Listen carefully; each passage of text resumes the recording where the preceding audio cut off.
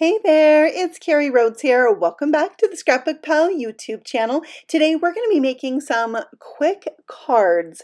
These are done with Betterpress plates and dies from Spellbinders. Let's take a look. First we have the Betterpress plates. They're called Spotlight Circle Duo. You can see the two circle plates here, one with stripes, one with dots. And then we have the Layered Anemone Flower die set. This die set is easy. It goes together really fast and it's so beautiful because of the detail Spellbinders puts into it. Then I am bringing back this really cool sentiment set. It's the Cheers to You sentiments. You can see it has one plate to do all the words and one die. I used it in last month's video, but next we're going to move on to some techniques with these circle plates. So here is the one with the dots. They get smaller out at the edges and the dots are wider, bigger at the center. So you can easily line this up using the grid on your Betterpress platform. I am going to do mine in the corner here, and I'm again just using the grid line to really help me make sure those dots are going to go straight across my paper. So the technique we're going to do first is to do an ombre effect. So I have three different colors of Betterpress ink. The teal topaz I'm doing right now, and then at the bottom the azure, and I started out with the lightest kind of teal color that I have. And you can get these Betterpress plates and the inks in the ScrapbookPal shop. So check out the colors because there are some new ones for Betterpress and I think they're fabulous.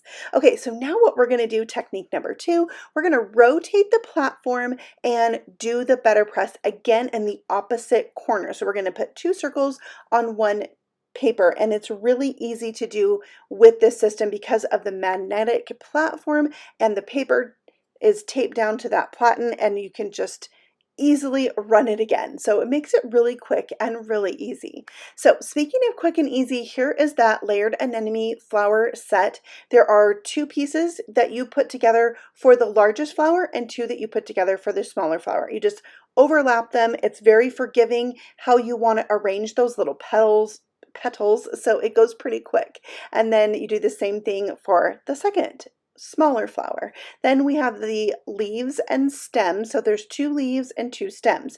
You're going to attach the 2 stems together. You glue your flower to the top of the stem, add on the leaves. I like that the smaller leaf is going to cover up where those stems overlap, so it kind of keeps the behind the scenes things covered up.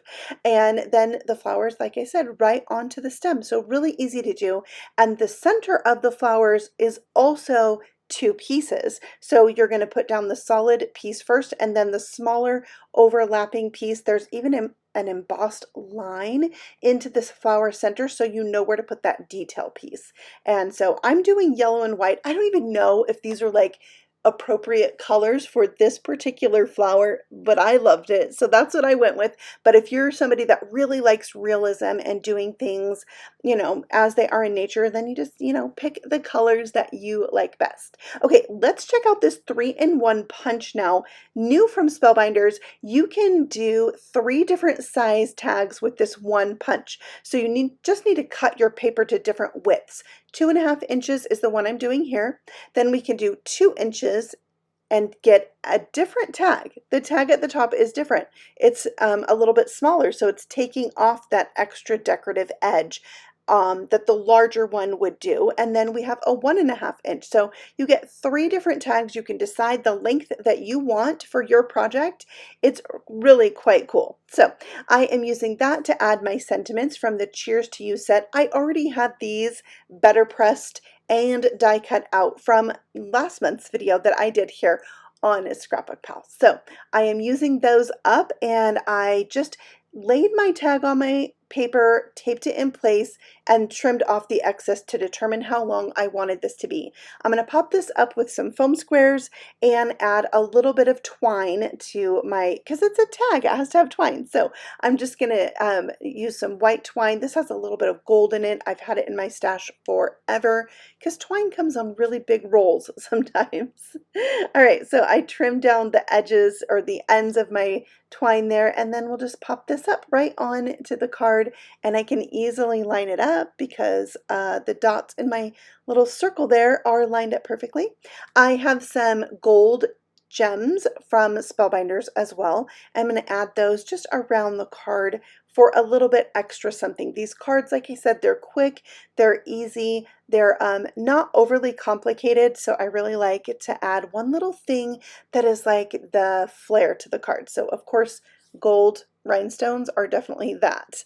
I added a few more, which you'll see here in the final photograph of the card, and it's just really fun to have cards that you can put together quickly that still, you know, make you smile and the recipient. So I like to lay my plate on my paper that's taped down to the platen sometimes just to make sure I'm getting it in the right spot, because you know I'm going to flip that over. So that's my little tip for kind of figuring out where you want it and then laying it down onto the base. So I'm only using the two colors here for the second card, just the two darker colors, the teal topaz and the azure ink, and that is because I'm going to do a little bit of a different technique with this one. So once I have that run through my die machine, I'm taking just a scrap piece of paper I die cut with a circle die and laying that down over the top, and now I'm going to add a little dusting of some Salvage Patina Distress Oxide ink because it goes really well with that lightest color Betterpress ink that I used, which by the way is called Cruise ink. And what I'm trying to do here is an ombre effect because that's what kind of the theme is of my circles. So I am keeping the ink dark at the bottom and just having less on my brush as I move towards the top so that it's darker at the bottom and it fades to white as it goes up the panel. Now the cardstock that I'm using is Betterpress paper. This is the porcelain. I like the white one the best. I use it the most. You saw I had a little rip on my project, but I'm going to work it out. So this is the 2-inch tag I'm using on this one, and I put my flowers on, and this time you can see I did my flowers reverse. So white petals with a yellow center, and then I'm using that yellow tag again. And then adding my twine, which, you know, I almost forgot the twine. So I stuck that just through the hole and was able to tie that on. And then I'll trim the ends of that as well as the end of my tag after I've placed it down onto my cardstock where I want it. So it just so happens that I was already planning on putting my sentiment banner across the tag and through the circle, so I just made sure that it went exactly where I had the little rip in my circle. Okay, I'm adding both of my cards onto A2 size card bases. The Betterpress paper comes A2 size, so I just left it that size and added it to white note cards to complete both cards. I feel like the extra special touch on card number 2 is definitely that ink blending with the masked circle. I hope you've enjoyed today's video and got a few ideas on how you can make some cool but quick and easy cards. I thank you so much for stopping by the Scrapbook Pal channel. You can see more of our creations on this channel, so feel free to subscribe and come find us on Facebook and Instagram as well. Happy stamping! Bye!